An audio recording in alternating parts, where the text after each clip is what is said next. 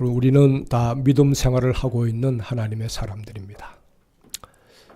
믿음을 가지게 되면 우리가 세상을 바라보는 태도나 또 다른 사람을 대하는 그 자세에 많은 변화가 있습니다. 믿음을 가지게 되면 뭐 다 경험하는 겁니다만은 우선 사람이 긍정적이 됩니다. 긍정적이 돼요. 그렇게 비판적이고 부정적이었던 사람들이 주님 안에 들어오는 순간부터 성품이 바뀌고 성격이 바뀝니다. 그리고 하나님이 뭐라고 말씀하시는 이 말씀에 대해서도 굉장히 수용적입니다. 물론 믿겨지지가 않아서 의심할 수도 있습니다만은 그걸 주님이 탓하진 않으시죠. 그 의심하고 또 합리적인 의심을 통해서 또 주님을 알아가는 가운데 결국은 수용적인 마음을 갖게 되고 또 하나님 말씀이 긍정적으로 하나님 말씀을 대하는 순간부터 성경 전체가 사실 열리게 되는 거죠. 하나님께 대한 태도도 달라지고요. 우리는 사실 이렇게 주님 나라 가는 때까지 우리 인생을 다 지나가는 동안까지 이 훈련을 하고 있는 겁니다. 믿음에도 계속적인 훈련이 필요하고 또 말씀을 대하는 이 태도에 대해서도 항상 우리가 수용적인 그 믿음을 가지고 살고자 하는 노력이 항상 뒤따르게 되는 것이죠. 오늘 우리가 마태복음 10장 42절에서 10장 40절로 42절 읽었는데 여기 보면은 예수님이 영접한다는 말을 4번이나 반복해서 하고 계세요. 너희를 영접하는 자는 곧 나를 영접하는 것이고 나를 영접하는 자는 나를 보내신 이를 영접하는 것이다. 또 그 다음 절에도 영접한다고 하는 얘기가 이어서 나오고 있습니다. 영접한다고 하는 말은 다른 말로 하면 수용적이 된다는 거예요. 긍정적으로 상대를 바라보게 된다는 거예요. 또 보면 열려 있다는 거죠. 열려 있는 거죠. 닫힌 마음이 아니라 열린 마음을 가지고 대하는 거. 또 상대를 맞아들이는 그런 마음을 갖게 되는 거. 이것을 우리가 영접한다는 의미로 이해를 할 수가 있겠습니다. 많은 사람들은 저는 굉장히 마음이 열려 있어요 하고 얘기하지만 마음 여는 것이 그렇게 쉽지 않습니다. 누구한테나 오픈되어 살고 싶은데 그렇게 되지 않는 경우가 참 많이 있습니다. 예수님이 부르신 제자들만 봐도요. 이 부분에서 전혀 자유로운 사람이 없었어요. 굉장히 속이 좁았어요. 예를 들면 부모들이 아이들을 데리고 예수님께로 왔습니다. 이유는 예수님, 우리 아이에게 손 얹어서 기도해 주세요. 만져주세요. 이런 의미로 이제 자녀들을 데리고 왔는데 근데 그 제자들이 저들을 향해서 버럭 소리를 질러 아이들을 막 꾸짖습니다. 왜 그렇겠습니까? 아이들이 여기 들어오면 부산하게 움직이면서 떠들어댈 수도 있으니까 아이들은 가라는 거죠. 애들은 가라는 거예요. 그 제자들의 눈에 보기에는 힘없고 쓸모없는 그렇게 쓸모없다고 생각하는 부류의 사람들이 있었다는 거죠. 여기는 애들이 올 때가 아니야. 또 때로는 병든 사람 혹은 노숙자들 또 심지어는 헐벗고 굶주린 사람들 뭔가 모르게 이렇게 가까이 하고 싶지 않는 사람들이 만약에 그런 주의로 만약에 온다고 그러면 저들은 좀 자리를 비켜달라고 그냥 다른 날 오라고 아마 그렇게 미처 됐을런지도 모릅니다. 그와 교제하면서 뭔가 나에게 유익이 되면 오케이지만은 가까이 해서 나한테 득이 되지 못할 거라고 생각을 하면 알게 모르게 그들을 자꾸 바깥으로 밀어내는 것이 우리들의 마음일 수가 있어요. 예수님은 한 번은 제자들과 함께 사마리아를 지나가고 있었는데 여러분 잘 아시는 대로 사마리아 사람들도 유대인들한테 반감이 많아요. 왜? 유대인들이 하도 차별을 하니까 저들도 나름대로는 우리 마을 지나가는 유대인들 못 지나간다 해서 가로막았습니다.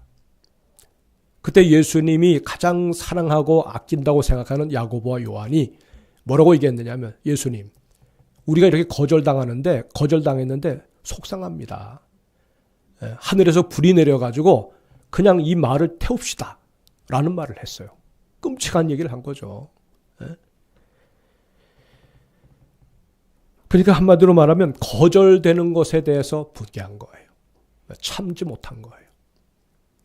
여러분, 우리 신자들도 그렇게 살잖아요. 우리가 뭐 성화된 사람들도 아니고 그저 옛 성품은 물론 그리스도 안에 들어왔지만 아직 버려야 될 성품들이 많거든요. 아직 혈기가 죽질 않았어요.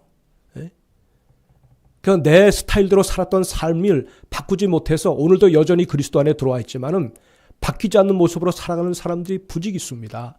물론 그 안에 저도 있어요.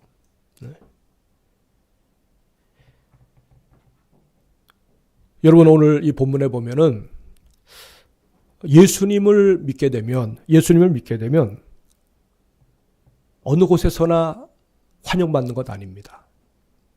어떤 지역에서는 불이익을 당합니다. 예수님을 믿는 것 때문에 직장에서 잘립니다. 예수 믿는다고 하는 것 때문에 손해보는 일이 많아요. 여러분 어떠실는지 모르겠어요. 코로나 기간 중간에도 회사에서 주일날 교회 간다고 또 교회에서 모이는 그 부분에 대해서 부정적인 사람들이 뭐라고 한마디 하니까 신자들이 거기에 대해서 굉장히 상처를 받기도 하죠. 그런 가운데서 그런 옆에서 그렇게 예를 들면 야단을 맞는 그 동료 신자를 보면서 그들 곁에서 같이 위로해주고 낙심하지 말라고 그러고 힘내라고 그러고 한다고 하면 그게 쉬운 일이겠습니까? 직장 상사가 바라보고 있는데 주변에 있는 많은 사람들이 뭔가 거기에 대해서 이렇게 쳐다보고 있는데 거기에서 그 믿음을 가진 자의 동료라고 생각하고 그 곁에서 그를 격려해주고 여러분 힘을 불어넣어주는 것이 쉽겠어요? 많은 경우에 보면 침묵합니다. 같이 취급받고 싶지 않았어. 여기 선지자와 의인의 이름으로 여기 41절에 보면 선지자의 이름으로 선지자를 영접하는 자는 선지자의 상을 받을 거고 의인의 이름으로 의인을 영접하는 자는 의인의 상을 받을 것이라고 그랬어요. 여러분 선지자가 다 환영받고 의인이 다 환영받는다고 그러면 여러분 그들 곁에서 그들을 막 지지하고 그들의 메시지에 대해서 수용하고 아멘하고 하는 게 뭐가 어려워요. 다들 좋아하는데 다들 환영하는데 근데 그렇지 않을 수가 있다는 거예요.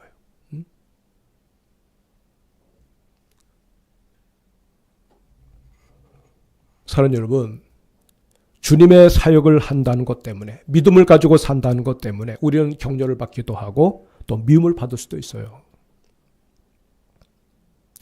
그럴 때 주님이 오늘 우리에게 하시는 말씀이 그들을 또 그렇게 불이익을 당하는 그런 사람들을 주님 편에 서가지고 뭔가 손해를 보는 사람들을 향해서 주님은 내가 그들과 함께 있다. 그들과 주님은 자신을 동일시하시는 거죠. 동일시하시는 거예요. 그 말씀을 우리가 40절 읽으면서 여러분 우리가 헤아릴 수가 있습니다. 다시 한번 읽어볼까요? 40절 너희를 영접하는 사람은 나를 영접하는 것이요 나를 영접하는 자는 나를 보내신 이를 영접하는 것이니라. 예. 그러니까 반대의 경우도 마찬가지예요. 여러분 우리가 예수 그리스도를 믿는 이 믿음 때문에 거부를 당하기도 하고 괴롭힘을 받을 수도 있어요. 그러니까 나를 거부하고 괴롭힌 만큼 그들은 사실 주님을 거부하고 주님을 괴롭히는 것과 똑같은 거예요. 왜? 주님은 우리를 당신과 동일시하시거든요. 우리와 주님이 서로 연결되어 있어요. 자식이 부모와 딱 연결되어 있는 것처럼 주님과 우리는 서로 딱 연결되어 있어요.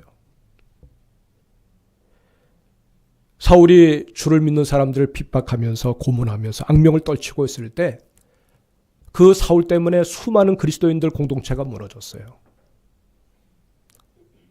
스데반도 사울이 보는 앞에서 돌에 맞아 죽는 모습을 봤어요. 그것도 부족해가지고 사울은 하여튼 예수에게 속한 사람들은 어떻게든지 잡아서 옥에 넘기고 또 자기 종교에서 쫓아내고 유대인 공동체에서 그냥 파문을 당하게 만드는 역할을 했는데 다메섹으로 가다가 정오에 부활의 주님을 만났잖아요. 강한 빛에 사울이 꼬꾸라집니다. 그때 부활의 주님이 그를 향해서 던지는 첫 마디가 뭐냐면 어찌하여 네가 나를 핍박하느냐는 거였어요. 어찌하여 네가 나를 핍박하느냐. 사울은 평상시에 이 땅에서 주님이 생존 시에 주님을 만나본 적도 없어요. 십자가에서 죽었다는 것만 알지 그가 다시 살아났다는 것도 믿질 않았어요. 근데 부활하신 주님이 사울에게 나타나서 네가 어찌하여 나를 핍박하느냐고 말을 해요. 사울이 직접 주님을 직접 뭐라고 한 것은 없는데 적어도 주님을 섬기는 그의 제자들, 주님을 믿고 따르는 사람들을 건드릴 때 주님은 그것을 자기를 핍박하는 것과 똑같이 취급한다는 얘기예요. 그래서 내가 어찌하여 나를 핍박하느냐고 말하는 거예요. 여기 41절에 선지자와 의인에 대한 얘기를 했지만은 선지자와 의인은 어떤 사람들입니까? 하나님을 대신하여서 말씀을 전하고 하나님을 대신하여서 의롭고 정직하게 살았던 하나님의 사람들이었어요. 우리가 구약의 선지서를 읽어보면 알지만은 선지자들이 선지 활동할 때 다 미움을 받았습니다. 왕이 싫어했습니다. 동료 어떤 그 거짓 선지자들이 싫어했어요. 왜? 선지자들의 입에서 나오는 말이 여러분 그 시대를 막 치는 얘기였어요. 우상 숭배에 빠지고 하나님을 거스려 살고 그 다음에 여러분 죄와 더불어 그냥 망가지는 그런 시대를 보면서 하나님의 백성들을 향해서 여러분 선지자들이 외쳤던 거죠. 그냥 뭐 다독거려 주는 얘기도 아니고 아니 그냥 뭐 이렇게 사나 저렇게 사나 마찬가지인데 누가 뭘 하겠어 그렇게 얘기하는 것도 아니고 하나님의 잣대를 가지고 엄하게 책망하는 메시지를 들을 때 당시의 사람들이 다 그 메시지를 불편하게 생각했어요. 아모스가 선지 활동할 때는 이 땅이 저 사람의 말을 견딜 수가 없다고 왕에게 고자질하면서 왕이여 저 사람을 갖다 어떻게 처리해달라고 그렇게까지 얘기를 했어요. 많은 선지자들이 죽임을 당했고 옥에 갇혔고 그런 시대를 살던 때 그 선지자 곁에서 그 의인 곁에서 같이 그들을 힘이 되어주고 이웃이 되어주고 그들의 메시지를 하나님의 말씀으로 받고 순복하는 사람들이 있다고 하는 거 여러분 그게 쉬운 일이겠습니까? 다른 사람들의 눈에 보기에 그들은 그 시대 사람들이 싫어하는 선지자와 의인들의 동조자가 되어 있는 것이니까 잘못하면 목숨을 잃을 수가 있었던 거예요. 그 선지자와 의인과 똑같은 취급을 받을 수가 있었던 거예요. 그런 상황에서 선지자들을 도와주고 쓸 것을 공급해주고 또 고난을 당하는 상황이 되면 기꺼이 같이 고난을 당하는 사람들, 목숨을 거는 그들을 보면서 그런 사람들이 다수가 될 수가 없잖아요. 그래서 저들이 선지자의 이름으로 선지자를 영접하고 또 의인의 이름으로 의인을 영접하는 자는 의인의 상을 받을 것이다. 순자의 상을 받을 것이다. 라고 말하고 있는 거죠. 또 여기 41절 말씀을 보면은 누구든지 제자의 이름으로 이 작은 자 중 하나에게 냉수 한 그릇이라도 주는 자는 내가 진실로 너희에게 이르노니 그 사람이 결단코 상을 잃지 아니하리라 그랬어요. 다른 말로 하면 누구든지 예수님 하시는 말씀, 누구든지 내 제자라는 이유로 그 작은 자 중에 한 사람에게 냉수 한 그릇이라도 주는 자가 있다면 그 사람은 반드시 상을 놓치지 않을 것이다 라고 말씀하고 있는 거예요. 여러분 그 작은 자 가운데 누가 있어요? 그 작은 자 가운데는 사실 보면 대부분 무명한 사람들이겠죠. 뭐 자랑할 것이 없는 사람들일 겁니다. 또 당시에 죄인으로 여겨졌던 사람들일 겁니다. 예수님 당시엔 창기와 세리와 또 흉악한 그런 죄인들일 겁니다. 근데 그 작은 자를 선대하고 그 작은 자가 그리스도에게 속했다고 하는 것 때문에 그애들에게 선한 마음을 가지고 베푸는 자가 있다고 그러면 주님은 그 사람을 자기와 동일시하시겠다는 거예요. 자기와 동일시하시겠다는 거예요. 여러분 이것도 굉장히 놀라운 일이 아닐 수 없어요. 세상의 권력자들은 그렇게 안 합니다. 세상에 힘을 가진 사람들은 자기의 측근들만을 귀하게 생각해요. 사실 제일 희생하고 제일 제일 어떻게 보면 제일 피해를 보는 사람들이 어떤 사람이겠습니까? 그 사회 가운데서 가장 미천한 가운데 있는 사람들. 아무 힘이 없는 사람들. 그런 사람들을 만약에 권력자가 왕이 아니면 대통령이 그 가장 밑바닥에 있는 사람들을 자기 심정을 가지고 그들을 바라볼 때 자기 사람으로 생각하고 내 식구로 생각하고 내 자녀로 생각하고 만약에 이 나라를 다스린다 그러면 아마 성군이 될 겁니다. 성군이. 근데 그런 권력자가 없어요, 여러분. 예수님은 안 그러셨어요. 그들이 바로 자기라고 얘기했어요. 자기. 그들을 선대하는 것은 곧 나를 선대하는 것과 같다고 얘기하신 거예요.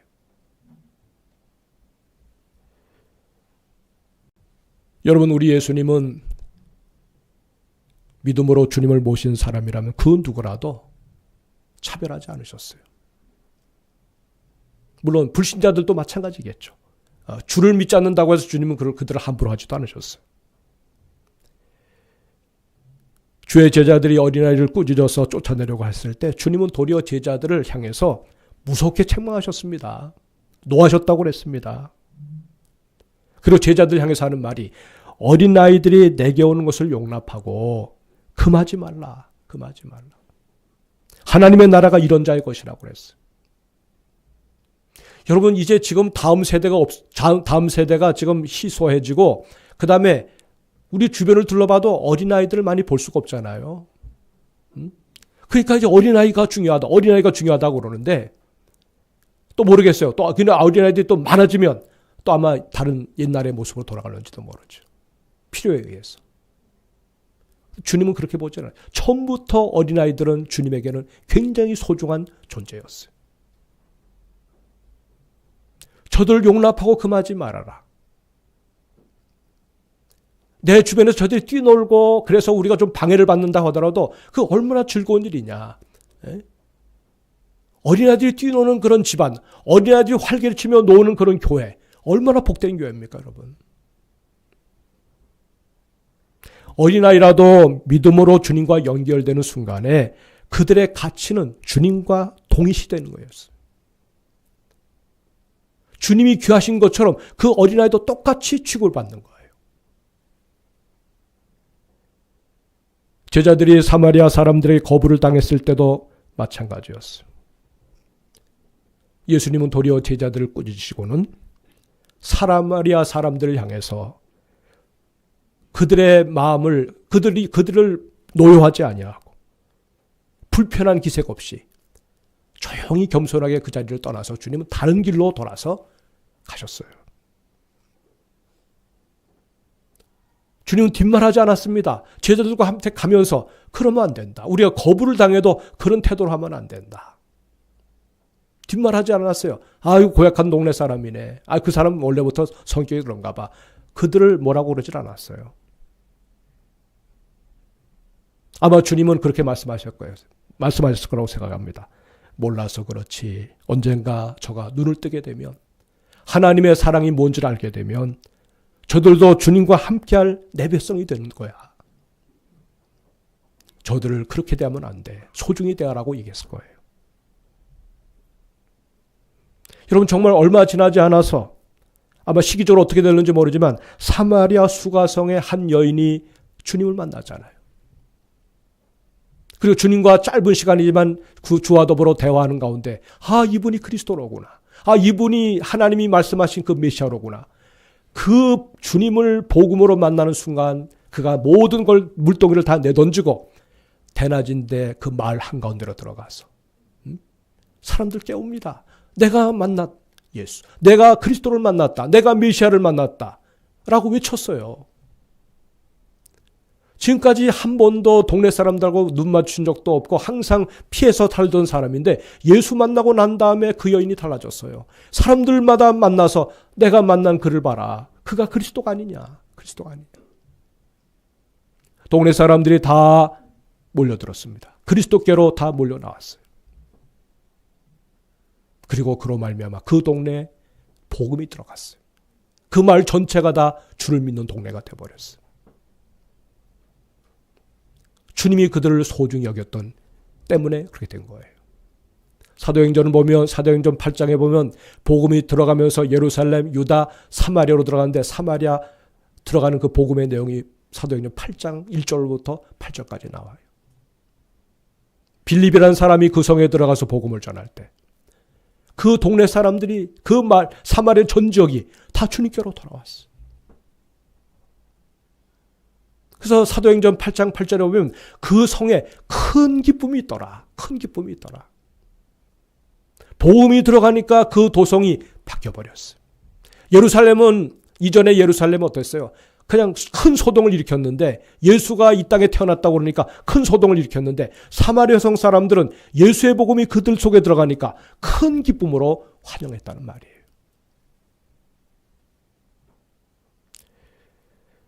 여러분, 믿음이라고 하는 것은 서로를 용납하고 서로를 이어주는 겁니다. 불신이 역사하는 곳에서는 서로 배척합니다. 관계가 끊어집니다. 이어주는 그 관계가 다 끊어져 버려요. 그러나 믿음을 가지고 주님 안에 들어온 순간부터 그는 주님의 지극한 관심의 대상이 됩니다. 소자라도, 아무리 무명한 존재라도 그리스도 안에 들어와 있는 그 한 생명은 주님이 당신의 생명처럼 여기는 존재가 되는 거예요. 여러분, 우리가 믿음을 가지게 되면 나를 선대하는 사람을 귀히 여기고 또 그들의 수고를 잃어버리지 아니하고 한 생명 한 생명에 대해서 소중한 마음을 가지고 살게 되는 거죠. 이웃이 너무나 귀한 거예요. 이웃이. 신불신을 떠나서 누구라도 믿는 소자 한 사람에게 냉수 한 그릇을 대접해 주는 것만으로도 그가 상을 잃지 않겠다고 그랬어요. 어쩌면 여러 불신자들이 신자들을 선대하고 뭔가 호의를 가지고 대하면 때가 되면 어떤 일이 벌어집니까? 그 사람이 그리스도 안에 들어오게 되더라고요. 제가 경험한 바로는 그래요. 그리고 누가 막 믿는 사람 뭐라고 그러면 왜 그러냐고, 그러지 말라고. 예수 믿는 저 사람 보니까 삶을 보니까 상당히 정직하고 주변에 선을 베풀고 모든 사람들이 좋게 평가하는데 그렇게 나무라지 말라고. 여러분, 믿지 않는 사람들 가운데도 그런 자세로 생각해 주는 사람들이 있어요. 근데 보면 그들이 언젠가는 주님 안에 들어와 있더란 말이에요. 여러분, 불신 가운데 있더라도 믿음으로 들어오면 그 들어오는 순간부터 새로운 존재가 됩니다. 그리스도 안에 있으면 누구든지 새로운 뭐예요? 피조물이 되는 거예요. 피조물이. 흔대 고쳐서 쓰는 것이 아니고 중고품이 아니고 그리스도 안에서 누구든지 그리스도 안에 들어오면 새로운 피조물로 살아가게 되는 거예요. 위로는 하나의 하나님이 내 아버지가 되시고 그리스도가 내 주님이 되시고 옆으로는 그리스도 안에서 먼저 들어온 분들이 다 우리의 형제와 자매가 되는 거예요. 한마디로 하나님을 아버지로 모시는 하늘 가족, 그것이 바로 교회인 거예요. 교회. 예. 영광스러운 교회죠. 주님이 주 되시는 교회죠. 여러분, 교회 주인은 목사도 아니고 성도 여러분도 아니에요. 교회 주인은 주님이세요. 믿음이 가져다주는 그 신비스러운 결과, 그 연결고리, 그것이 바로 이 땅에 있는 교회란 말이죠. 여러분, 우리가 이렇게 믿음으로 주님의 메시지를 환영하고 주님을 환영하고 받아들이고 그 주님을 맞아들이게 될 때 그가 누리는 복이 뭐겠어요? 주님과 함께 동행하는 세상을 그가 이제 살아가게 되는 거죠. 홀로 사는 것보다 동행하는 사람이 같이 있으면 굉장히 힘이 나잖아요. 근데 그리스도가 우리 인생길에 동행이 되어 주신다는 거예요. 여러분, 그걸 생각하세요. 힘들고 어려울 때 그걸 생각하세요. 저도 때로 살아가다 보면 뭔가 힘이 쭉 빠질 때가 있어요. 그럴 때마다 내가 혼자가 아니다. 주님이 나와 함께 하신다. 나와 동행하시는 주님을 생각하면서 마음을 추스리면 언제 그랬냐는 듯이 마음이 다시 회복이 되더라고요. 여러분, 주님과 함께 걷는 그 세상은 더 이상 막힌 곳이 아닙니다. 닫힌 장소가 아니에요. 믿음의 눈을 뜰수록 하늘 아버지와 우리가 실시간 소통하는 그런 자리가 바로 주님이 마련해 주신 세상인 거예요. 이미 하나님 나라가 이 땅에서부터 시작이 된 거예요. 주님은 그리스도 안에 있는 우리를 당신과 동일시하세요. 그래서 주님은 우리를 바라보실 때 마치 자신을 대하듯이 우리를 대하시는 거예요. 하늘아버지가 우리를 대할 때 독생자 그리스도를 대하듯이 하늘아버지가 우리를 그렇게 대하시는 거예요. 왜? 우리는 그리스도로 말미암아 구원받았고 그리스도가 아니었다면 영원한 형벌로 끝났어야 될 존재인데 그리스도로 말미암아 우리가 하나님 앞에 그런 위치를 가졌기 때문에 우리를 바라보시면 하늘아버지는 예수를 보는 겁니다. 예수를 보듯이 우리를 바라보는 거예요. 이게 믿음의 신비인 거예요. 성도 여러분, 주님은 우리만을 위해서 돌아가시지 않으셨어요. 주님 밖에 있는 죄인들을 위해서도 피 흘려 돌아가셨어요. 지금 그가 당장은 그리스도의 백성이 아니지만 언젠가 저 사람도 그리스도의 백성이 될 것을 생각하고 우리가 그를 향해서 때를 얻든지 못 얻든지 복음을 말하고 복음을 느끼게 만들어주고 그리스도 안에서 사는 삶이 어떤 것인가를 상대에게 뭔가 모르게 이렇게 자꾸 전달해주는 역할을 하게 되면 장차 그가 하나님의 백성의 한 일원이 되어서 우리 앞에 서 있을지 누가 알겠습니까? 포기하지 마세요. 아유, 우리 뭐 아들, 아유, 우리 딸, 아유, 우리 뭐 부모님 이미 벌써 연세가 많으셔서. 여러분, 그렇게 하지 마세요. 보면 임종의 그 순간까지 끝까지 놓치지 않고 그리스도를 받아들이게 해서 주님께로 돌아오는 그런 부모님들도 꽤 많아요. 꽤 많아요.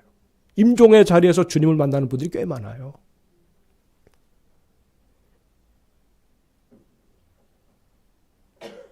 그래서 여러분, 불신자라도 저 인생 밑바닥에 있는 버려진 사람들이 할지라도 그가 그리스도를 만나서 주를 모시는 순간 주님은 그들을 우리처럼 끌어올려서 존귀한 하나님의 가족 안에 있게 만드신다는 거예요.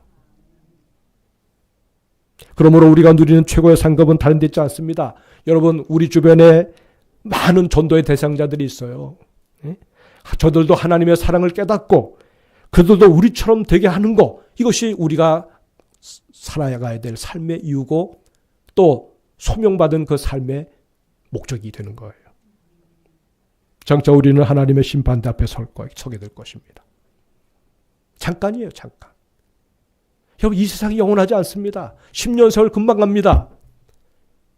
앞으로 만약에 내 인생의 수명이 평균 수명을 생각할 때 내가 이 땅에 아마 남아있을 시간이 그렇게 많지 않네. 한 20년 되나 30년 되나 아니 10년 되나 거기에요, 여러분. 잠깐이에요.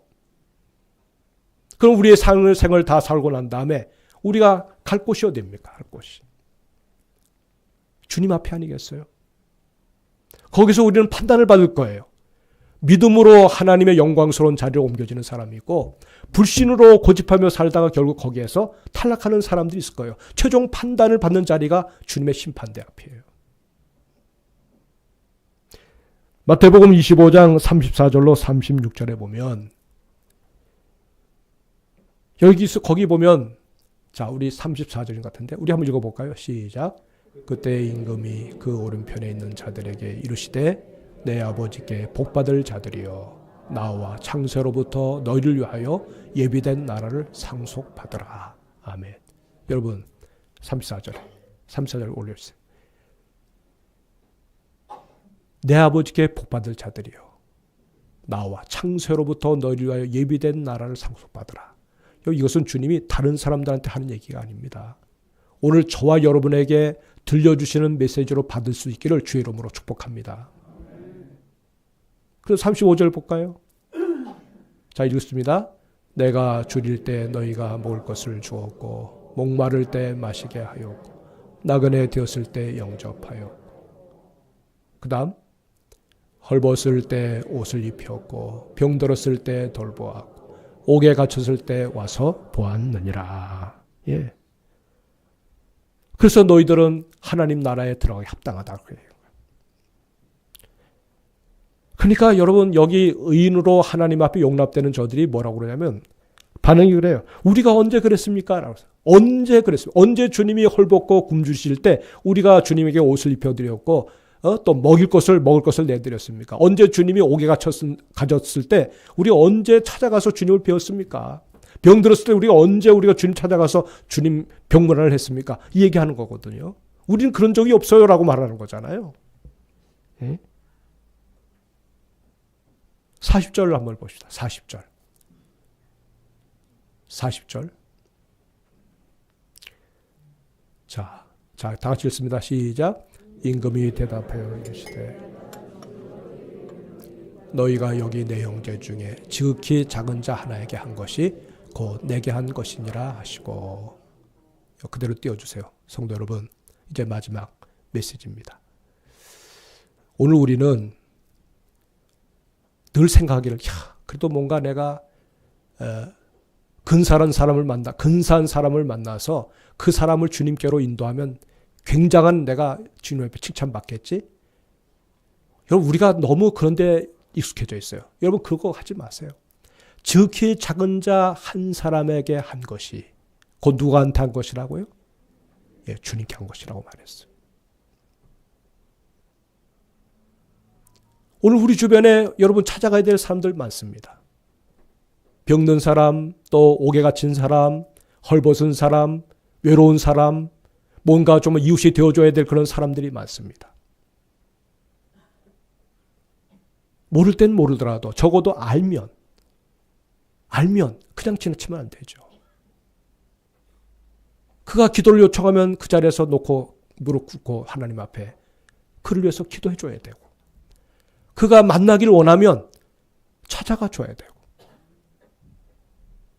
그렇게 해서 만남이 이루어지고 난 다음에 그분들의 삶 가운데 적어도 그리스도인이 다녀갔다고 하는 사실을 인식하게 되면 주님께 대한 관점도 달라지게 될 거 아니겠습니까? 그래서 한 영혼을 얻는 거예요. 한 영혼을 얻는 거예요. 우리가 맺어야 될 가장 소중한 열매는 구원의 열매입니다. 교회가 해야 될 사업 가운데 가장 위대한 사업이고 유일한 사업은 뭐겠습니까? 여러분, 한 영혼을 건지는 구원의 역사예요. 복음을 위한 일은 이거밖에 없어요. 그렇게 구원받은 자가 하나님의 교회에서 양육받아서 성숙해지고, 그 다음에 성장해서 성숙해지고, 나중에 주님의 모습을 닮은 자로 살다가 주님 앞에 가는 거. 이것이 교회가 해야 될 일인데, 이거 말고 다른 사업이 없어요, 여러분. 복음 전하는 것 말고 다른 사업이 없어요. 교회가 가난해도 일을 해야 되고, 부에도 일을 해야 됩니다. 주를 위해서 우리 몸을 쓰고 돈을 쓰고 시간을 쓰고 하나님 앞에 아낌없이 쓰는 그 교회가, 그 개인이 하나님 앞에 복을 받는 자들이에요. 여러분, 적어도 모태신앙이든 아니면 중간에 예수를 믿던 내가 지금까지 여기까지 살아오면서 한 번도 내 입으로 다른 사람에게 예수를 전하지 않고 언제나 침묵하고 한 생명이라도 주님 앞에 뭔가 끌어오게끔 하려고 하는 노력이 없다 그러면, 여러분, 우리는 누굽니까, 여러분? 우리는 누구예요? 신자로 산다는 의미가 뭐예요? 정말 주님 앞에 설 날을 우리가 정말 인식하고 삽니까? 그날이 정말 올 거라고 믿습니까? 한 생명을 건지는 일에 마음을 드리고 주님의 그 마음을 시원하게 드리는 복음의 전도자들이 다 될 수 있기를 주의 이름으로 축복합니다. 아멘. 기도하십시다. 주신 말씀을 생각하면서 우리 주님처럼 주님의 마음을 기쁘시게 드리고, 내가 주님과 연결되어 있고 또 그리스도 안에 있는 가장 작은 자라도 그가 주님 안에 있다고 하는 것 때문에 주님과 동일시되는 그런 소중한 생명을 우리가 생각하고 있습니다. 주님, 한평생 살면서 나로 말미암아 그 소중한 생명 한 사람이 주께로 나오게 하는 일에 결정적인 역할을 할 수 있는 내가 되게 해달라고 우리 한번 1분 정도 기도합시다. 주여 외치고 기도합시다. 주여 하나님 아버지, 우리는 부족합니다. 연약합니다. 주여 영혼 사랑하는 그 마음이 없었습니다. 차가운 마음 가지고 살았습니다. 인색한 마음 가지고 살았습니다. 주님을 전혀 고려하지 아니하고 주님 마음을 헤아리지 못하고 살 때가 많았습니다. 주여 간구하옵나니 주님 우리의 눈을 뜨게 하여 주셔서 주의 마음을 읽게 하시고 한 생명을 건지고자 이 땅에 찾아오신 그 예수님의 마음 가지고 주여 우리도 그 주님 본받아 정말 우리 주변에서 나를 필요로 하고 그리스도를 필요로 하는 사람들에게 주님을 전하는 사랑의 종들이 될 수 있도록 역사하여 주옵소서. 인도하여 주옵소서.